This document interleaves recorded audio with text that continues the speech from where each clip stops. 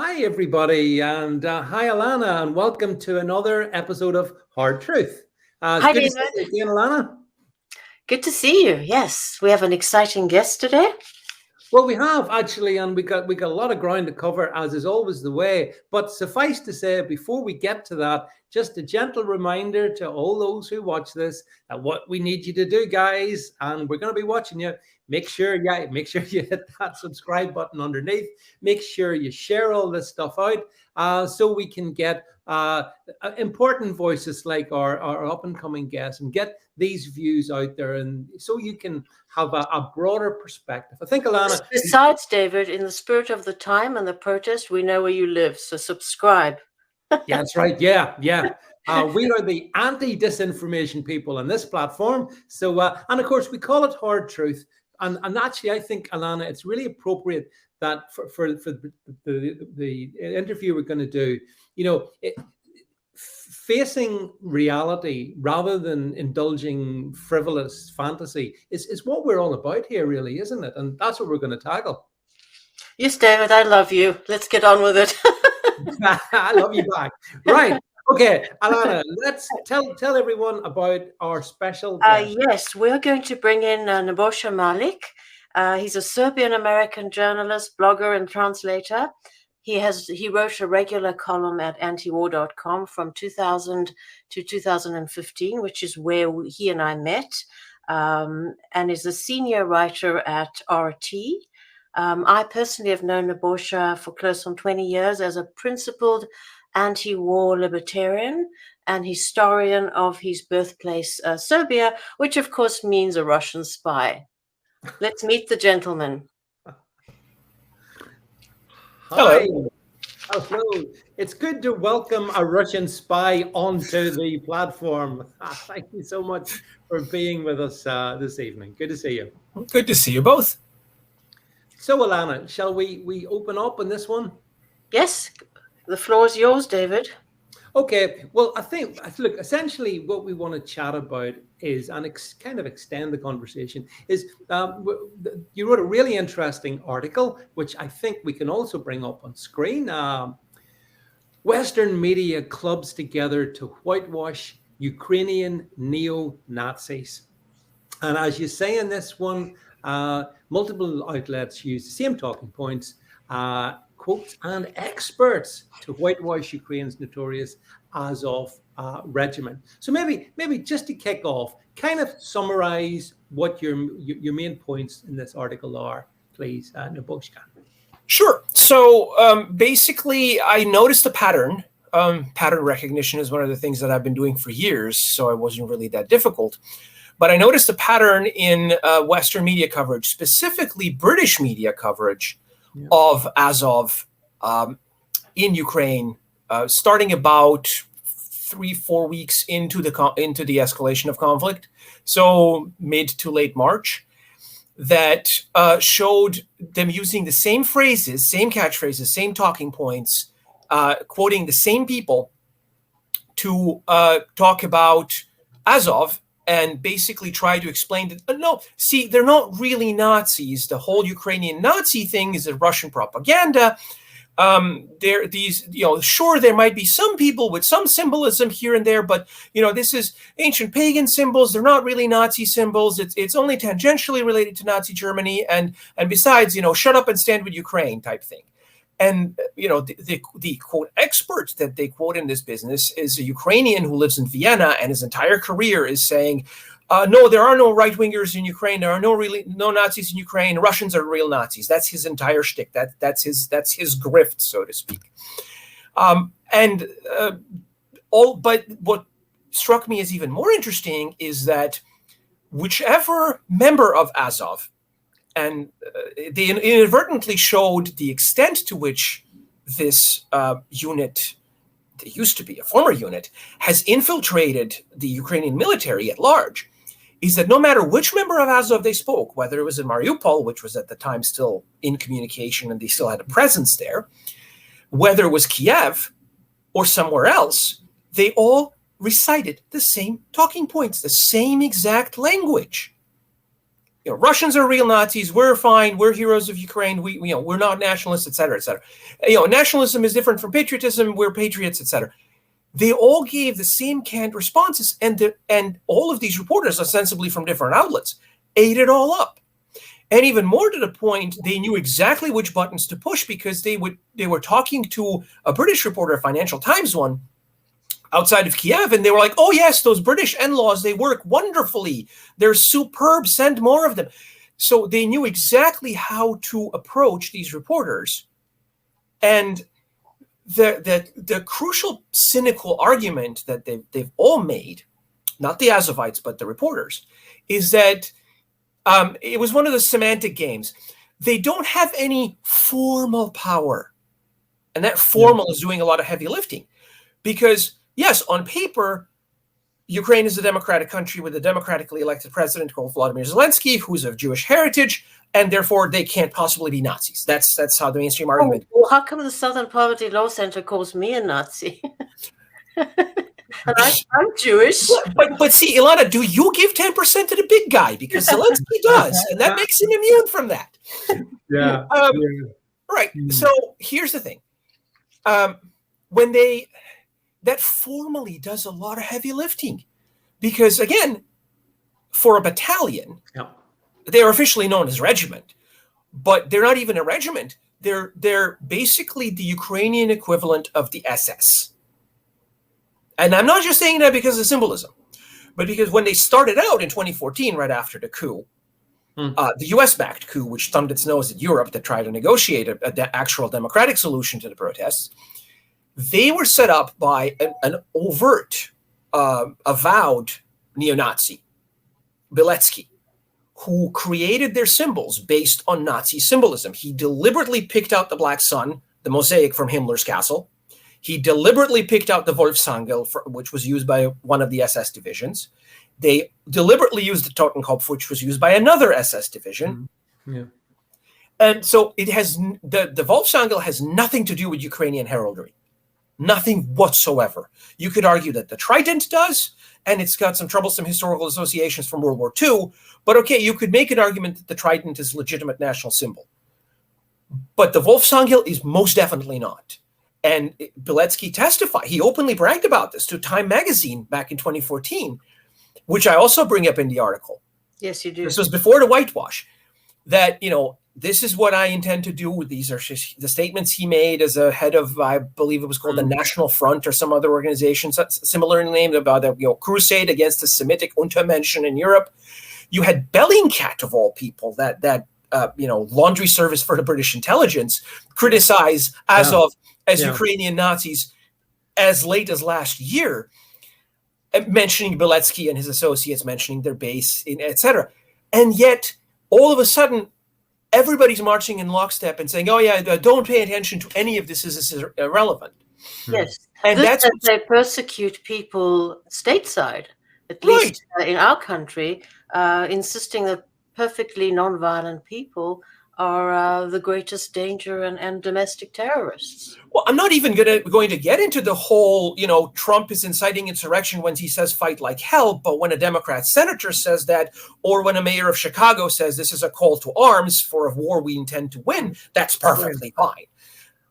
That's a whole different level of hypocrisy that we can do a whole nother episode about U.S. politics lapsing into civil war. I've written about that too.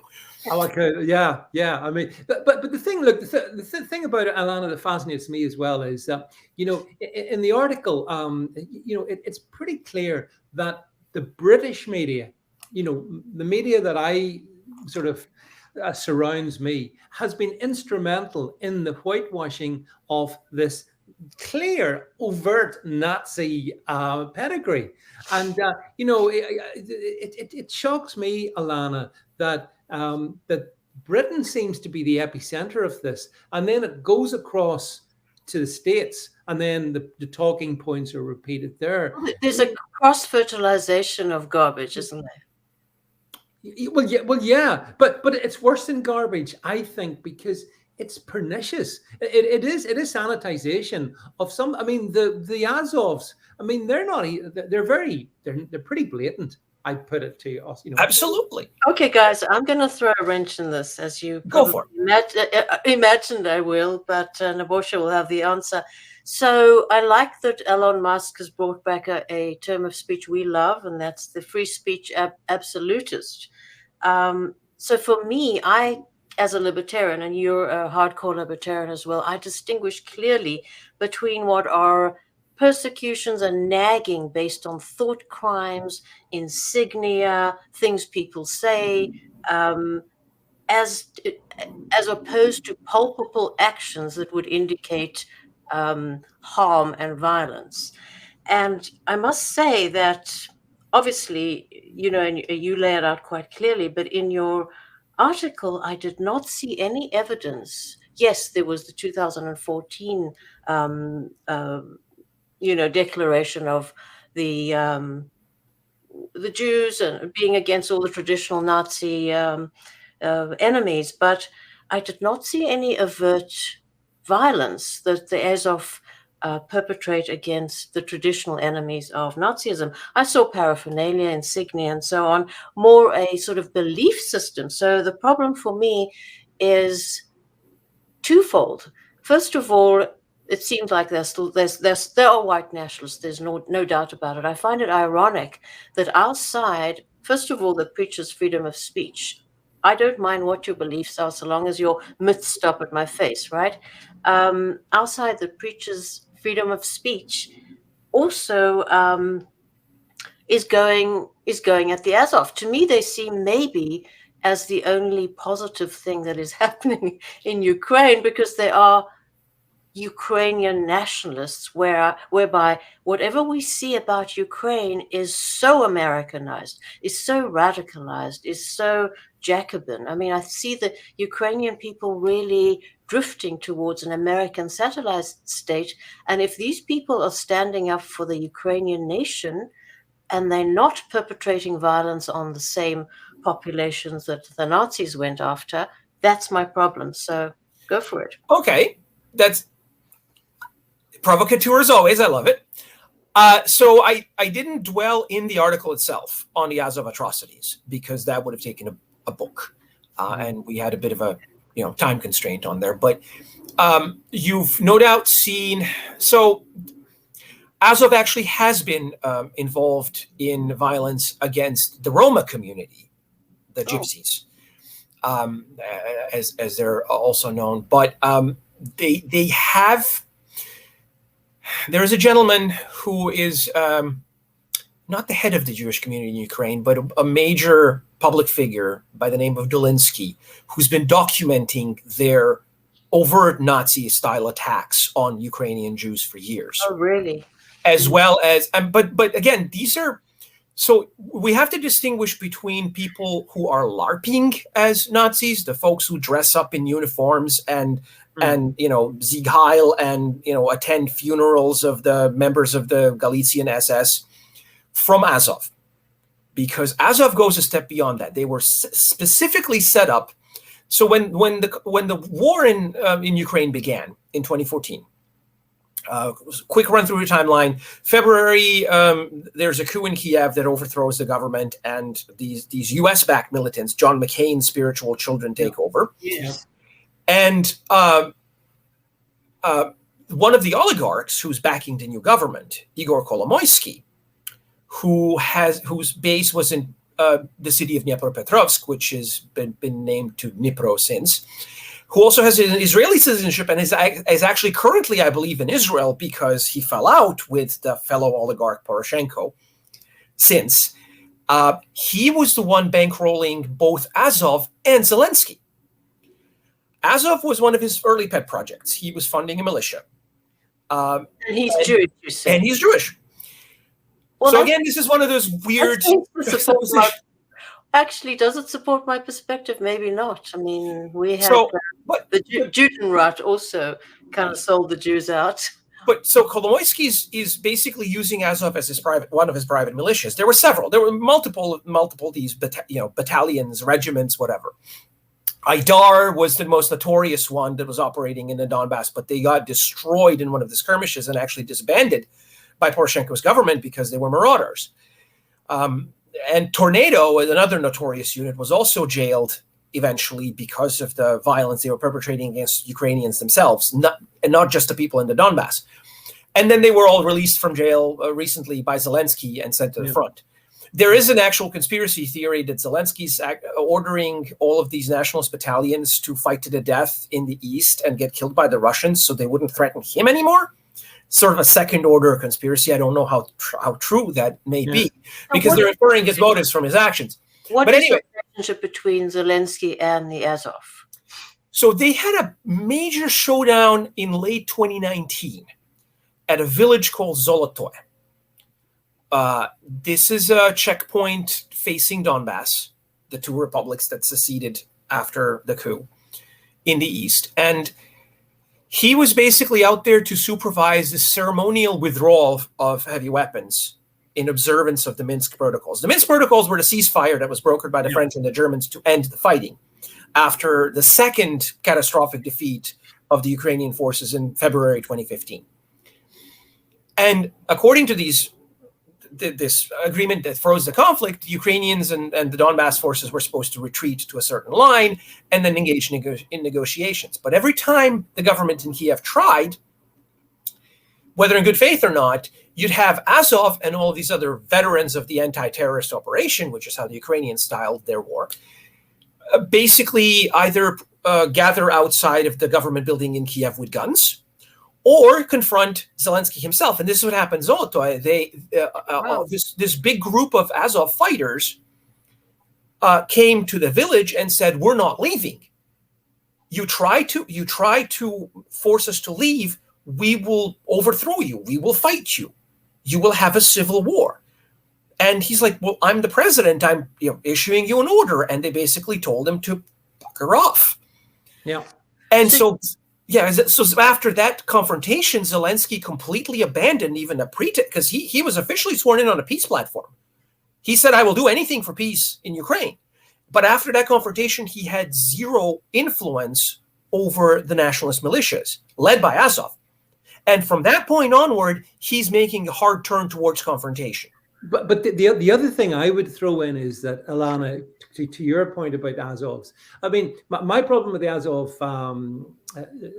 See, David, answer me this, because you also know, nobody knows what Nebojsa knows. I mean, the guy's an encyclopedia of the region, but it so far seems to me Azov symbols are Nazis, but their actions are nationalist. But here's the other thing. Hang on. I just want to come in this. Okay, David. Just let me come in this one. As far as I can understand, from 2014 to now, essentially Azov have been the cutting edge of what appears to be a semi-genocidal attack on the people living in the Donbass, the 4 million odd Russian people speaking in the Donbass. So therefore, to me, that kind of qualifies them to me as being pretty Nazi-like, seeking to wipe out or certainly do as much destruction as they can to a group of people that they don't like, who predominantly distinguished by the fact they live in southeastern Ukraine. What say you, Nebojsa? So the thing to understand about Azov from the Russian perspective is that they might not be the reincarnation of the National Socialist German Workers' Party. Yeah. Symbolism notwithstanding. But they have the same exact position towards Russian speakers and Russian ethnics as the Nazis did in World War II. Extermination. I mean, I appreciate what you said about Ukrainian nationalism, and I've heard plenty of discussions over the past 2 months. There are Ukrainian nationalists who are intent on keeping the Ukrainian character, which this is another thing that is absolutely submerged in the political and prostitute press amongst the politics, is that Ukrainian is white. And that's the thing. The Zelensky government. So my personal position, based on everything I know, is that there is the same fundamental issue in modern Ukrainian nationalism, the one that's been prevalent in Western Ukraine, and I'm not talking about the West, I'm talking about the regions that had been part of the Polish-Lithuanian Commonwealth back in the day, and even Poland proper up until World War II. And before that, part of Austria-Hungary, that shared the same mind virus, for lack of a better term. And I know this is imprecise, and I know we're going to get heat over this, but that's the best shorthand I can come up with. As the Croatian nationalism in the former Yugoslavia during World War II, the one that was allied with the Nazis, and the same one that's been in effect since 1991. The Bosnian Muslim nationalism since the Austro-Hungarian occupation. And there's this Austro-Hungarian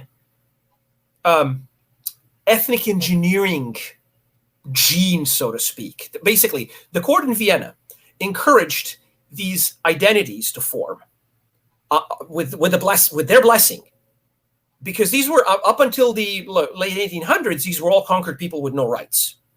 Modern day Croats, Bosnian Muslims that got occupied in 1878 after the Congress of Berlin, and present day ethnic Ukrainians who lived in Galicia and all of these regions that Austria-Hungary acquired during the third partition of Poland.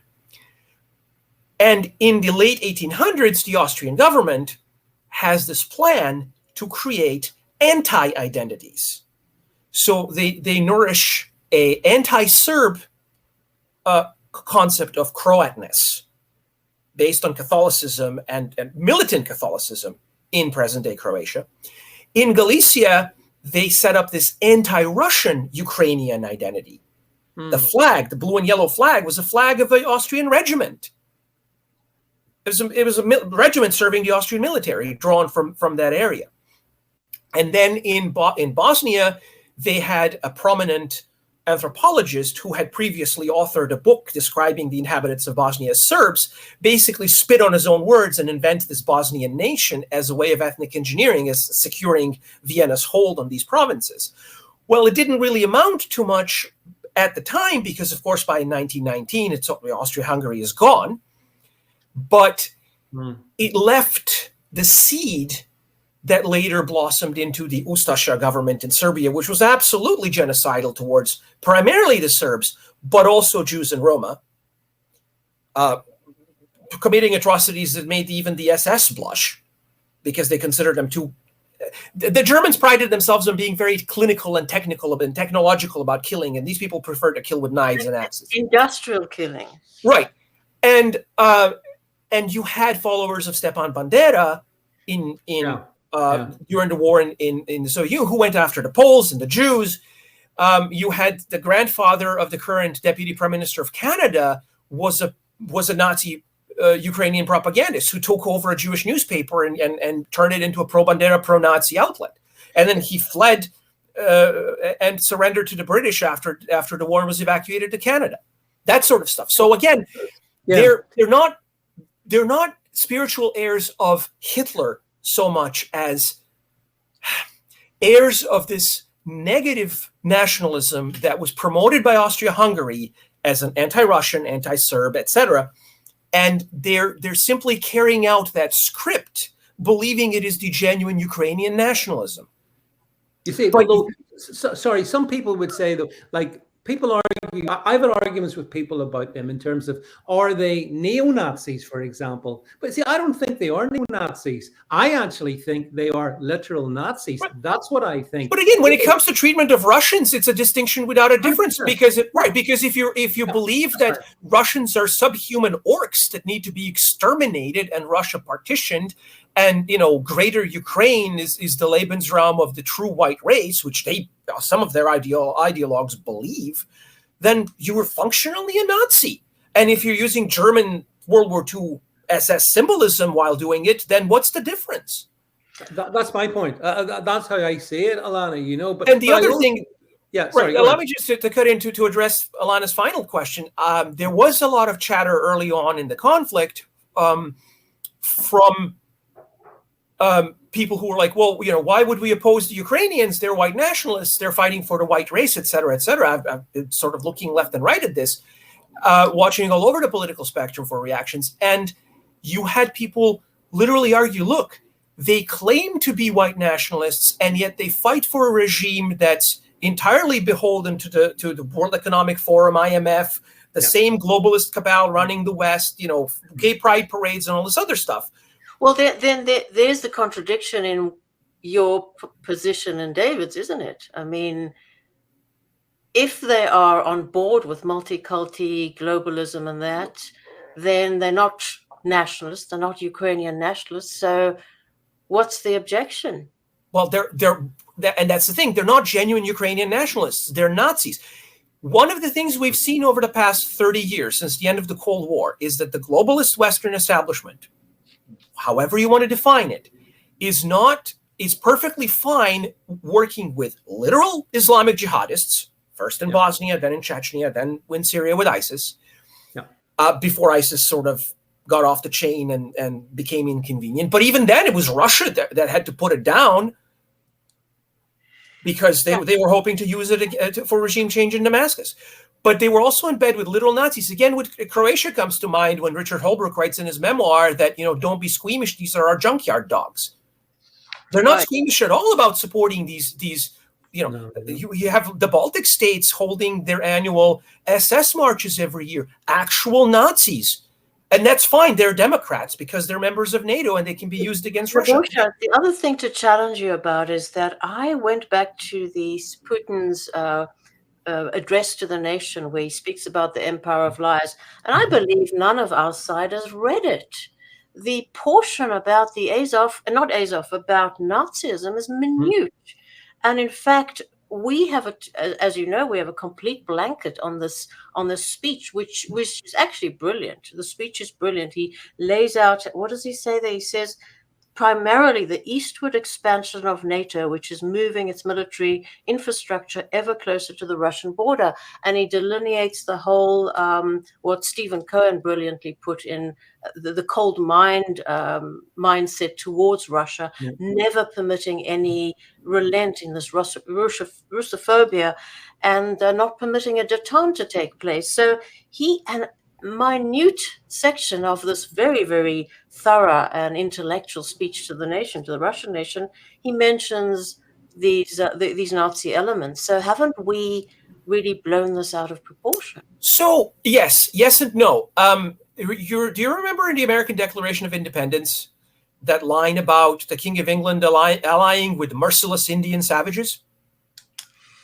It's one of the points that they list as the train of usurpations. Yes. It was referring to King Philip's War, in which there was a rumor that the crown was considering allying with the Indian tribes behind the Ohio line to suppress the colonists, and the atrocities from King Philip's War, a generation behind, were still fresh in their minds, and they were like, okay, no, this is a complete betrayal. We counted on the crown to protect us, and they're going to deliver us for genocidal purposes to these merciless Indian savages. There's been objections to the Declaration of Independence, and they've actually censored it under the current government. It's been tagged in the National Archives as objectionable text because of that line, among other things. But nobody would in their right mind argue that the American War for Independence in 1775 and 6 was fought because of that line. No, it's one of the lines in the long trains of injuries and usurpations.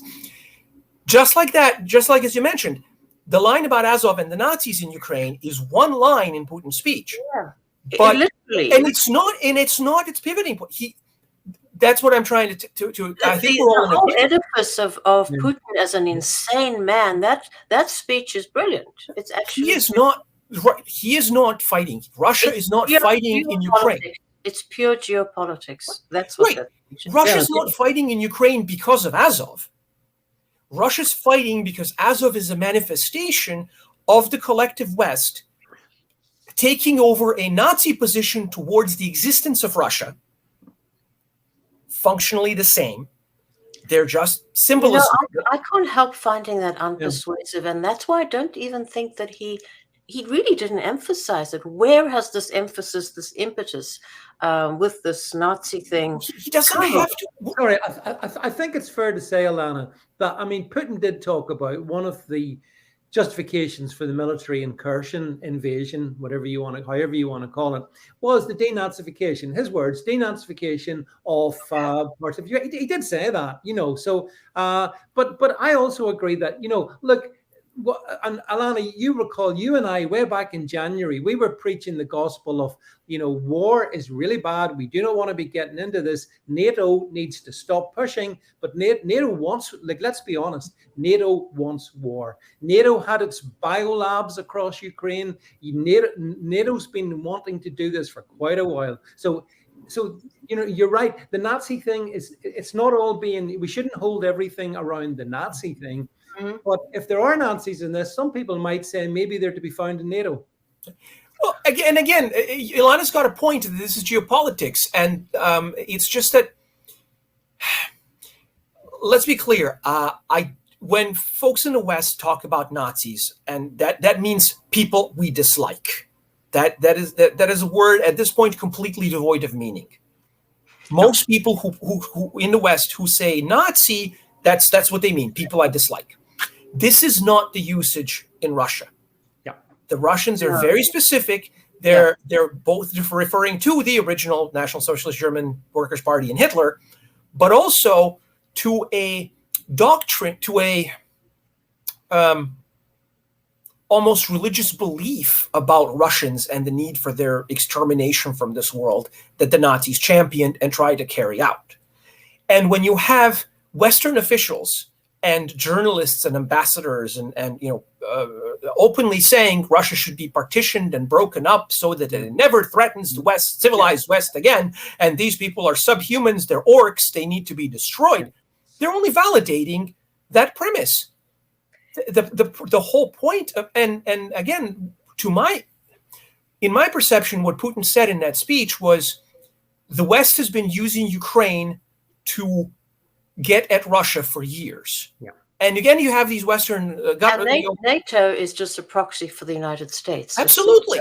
And again, you even have Westerners admitting this by saying, well, we're trying to depose Putin by creating a prosperous European democracy in Ukraine that will show that his concept is invalid. Well, first of all, that's abject nonsense because Ukraine is not a prosperous European democracy. It's a failed state, a failed puppet state by any measure. And Putin is not endangered by Ukrainian democracy. Russia is threatened by Ukraine being an armed outpost of NATO, or rather, globalist American empire. You and I as libertarians, we always differentiate between civil society and the state. Correct. Ukraine is a failed state, but when you see the people, especially the villagers, there's a lot going there, isn't there? And that's the most soul-crushing part of this. My whole question to you, and you've answered me emphatically, is maybe Azov has a feeling for that dispensation, the Ukrainian people. You don't think so? Yeah. Okay. No, because the true expression of civil society in Ukraine, the little battalions, were those people in Odessa who got burned alive in the trade union building, who were protesting the coup in 2014, in May 2014, which the Azov wasn't a thing then, but the Maidan nationalists who behind it had run them into the building and set them on fire. It was the citizens of Mariupol who peacefully held a vigil to objecting to the coup, and then the Ukrainian government, the new regime, sent tanks against them, which they tried to stop with their bare hands but couldn't. To what extent, Nebojsa, has Ukraine been lost to the American idea of an ideal satellite democracy? To what extent? Is it totally a satellite state of the United States? Ukraine in its current incarnation, the territories controlled by Kiev, are absolutely a puppet state of the American empire, with a twist that the President Zelensky at this point has been promoted to this kind of deity. Right, it's the opposite of scapegoat. I think we need to have a new word. Nebojsa, phrase. And going back to the Bible, a leader that won't negotiate. If Biden is capable, picked up the phone to Putin, high-level negotiations, that's what a leader does When do you think the Ukrainian people will turn on this man who's reveled in his status rather than pick up the phone and say, please stop bombing my people? Well, the reason Azov exists is that they never do. They're basically the enforcement arm of the government. But here's I understand now. Yeah. Here's a point as well, though. We've talked a lot during this, and we're going to have to come to an end shortly. But we've talked so much about Azov, and understandably so. But I mean, some people would say, listen, this is a puppet, a failed puppet state with this actor pretending to be president, and he does whatever he's told. NATO is fighting Russia to the last dead Ukrainian. Mm-hmm. And so, frankly, if Ukraine was razed to the ground from a NATO point of view, so what? So what? They'll have achieved their objective. They've got Russia involved. They've got parts. Right. And how is loving your nation having, basically having it exterminated in a proxy war for a globalist empire? That makes no sense. Yep. The thing about Zelensky as the anti-scapegoat of this entire business is that I've never seen this kind of entitlement since Bosnia. The last politician I saw making demands of the West as Zelensky, and it wasn't even that bad, was the Bosnian Muslim leader during the war, Izetbegovic, who was, the West owes us because our existence is something. But he was never so brazen as to say, give me $7 billion a month to pay my salaries and pensions. And Zelensky flat out says, you owe me this money. You must pay me. Yeah, but nobody owes you anything. Okay, listen, it's all okay. Bono has visited Ukraine. Bono has sung a song with The Edge. Everything's going to be fine. And that's how I know this is Bosnia 2.0, because he pulled the exact same stunt in Sarajevo as well. Well, I'm getting PTSD just from getting, just from being reminded of the same script that I lived through 30 years ago. Yes, we want to have you back to make the connection between Serbia, because you say it's a precursor for this war. And I think it's very important, especially with your grasp of the history. One last thing, and then I'll see to David. I want to ask you, as a libertarian, there's so few of us hard right libertarians around, is what I say about this war. Putin, there are plenty of reasons for this war, and all of them are heavily weighted towards the Russian side. Putin is in the right. There are reasons for this war. But as a libertarian who follows the non-aggression axiom, as I know you do, there's no justification ever for a war of aggression. Over to you on that provocative. I'm in agreement to this. I absolutely agree with this. I have issues with the way this special military operation, conflict 4, call it whatever you want, commenced, because again, had we gone through the proper forms of Canley, as the movie quote goes, it would have followed that, Russia recognizes Donbass as independent states. Ukrainians attack, they invoke a mutual defense treaty. Oh, no, that actually happened. They invoked a mutual defense treaty. So if you're looking at forms, if you're looking at protocols, they were kind of sort of observed. It's just that the whole, this is a completely unprovoked invasion of Ukraine is one of those narratives that was literally deployed from the get-go.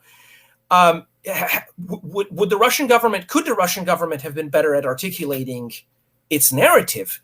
Yes. I'm not entirely a disinterested party in this because, again, I worked for RT at the time, and we were completely caught off guard by this. I can freely admit this. Really? Nobody told us anything about this. We were as surprised that this started as anybody else. Yeah.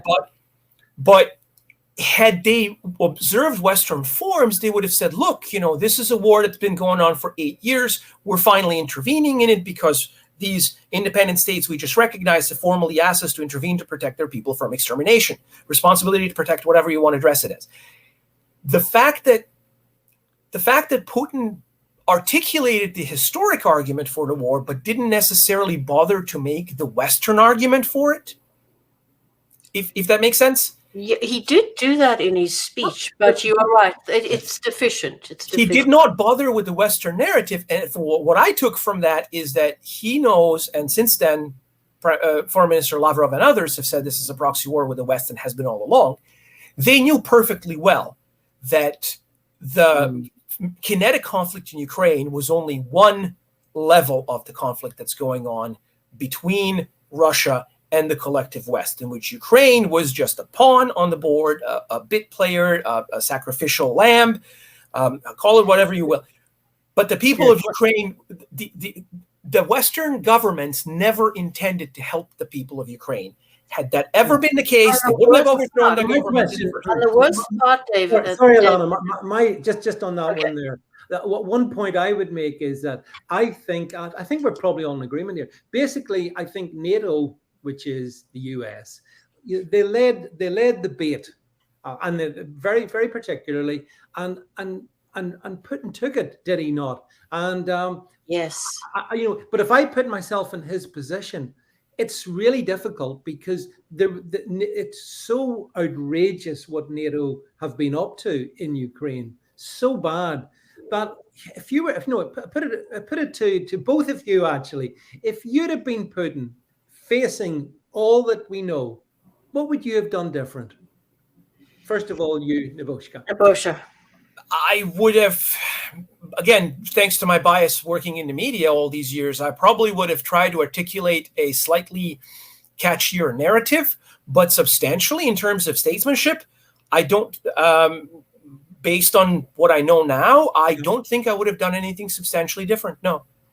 Ilana, I think he tried just as much as the only document to emerge, Nebojsa, if you remember, from the Iraq War that was a truthful document was a assessment of the weapons of mass destruction, zero, put out by one of those clownish, the Fox News bimbos laughed so hard at, that clownish foreign minister, whatever it was, the Iraqi. He put out a very thick document saying, this is what we have, none of it justifies war.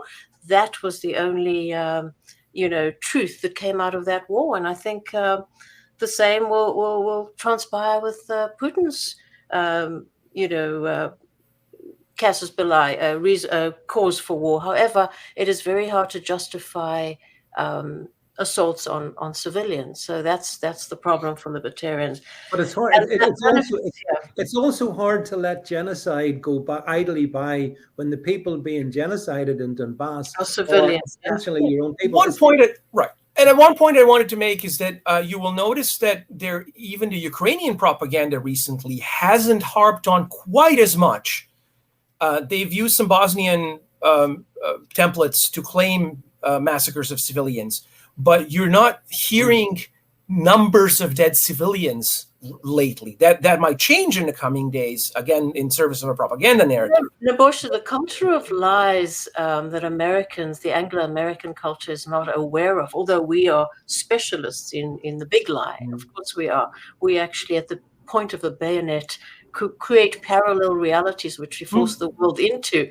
But certainly there's a lot of intricacy in terms of the propaganda, the Ukrainian propaganda machine. And I'll just end by saying, to me, Zelensky is the biggest criminal of it all, because he's a star. I'm sure he's heavily protected by special ops, American probably, not Azov. But and he can't pick up the phone and say, please just negotiate. Diplomacy, real politics, something that get old Kissinger in. He would do a better job. But he's not allowed to. But the point is, he's not allowed to, because he is literally a marionette, with all the strings being pulled from Washington, all the propaganda being run out of the media centers in London. It's a tremendously horrible situation that's developed there. And I suppose my final point is just to yourself, Nebojsa, Russia lost millions and millions of lives fighting Nazis. What's it like to have the Western media basically say, yeah, Putin's Hitler, and by the way, the Russians are Nazis? I mean, it's back to Ilana. It's alternative reality being invented. It's insult to injury. It's insult to injury, and the Russian people, by and large, have noticed this. Don't think they haven't. And the whole dream of, if this war fails, Putin will be overthrown and Russia will become a Western democracy. Whoever came up with this, I want some of what they're having, because that's some industrial level of hopium that hasn't been generated in nature. It came from a Wuhan lab or something. What's Yeah. Putin's approval rates in Russia proper? Is it about 80% or 70%? Yeah. It was something like 84% last time his critics checked. Yeah. So more than double that of Joe Biden. Yeah. Although yeah. admittedly, that's not exactly hard. No. Nebojsa, So, this has been an absolute treat, and we definitely must have you back again to speak about Serbia and connect it to the. You've written very interesting pieces on the connection between Serbia as a precursor for this type of war. Thank you for coming on with us. Thank you for having me. Hope to see you again. Likewise. Thank you very much, Nebojsa. Yeah. So if we can then just wrap things up, ILANA, between you and I, really interesting session there. Fascinating, yes. A lot more to expound on in the future. Yeah, and the thing is, you know, we're trying to encapsulate hard truths, and this is a tapestry of intricate issues which needed a bit of time to be talked about. So I think we've tried to give it as much time as and we possibly couldn't have had a better expert to come and speak to us about. It's been an absolute pleasure to have Nebojsa on. So listen, I think we need to wrap things up at that point. So thanks everybody for watching this. Remember, subscribe, or ILANA and I are going to be coming around to your door, checking up on you, and we'll see you again, folks, this time next week. That's it from myself. Bye-bye. And from ILANA. Bye.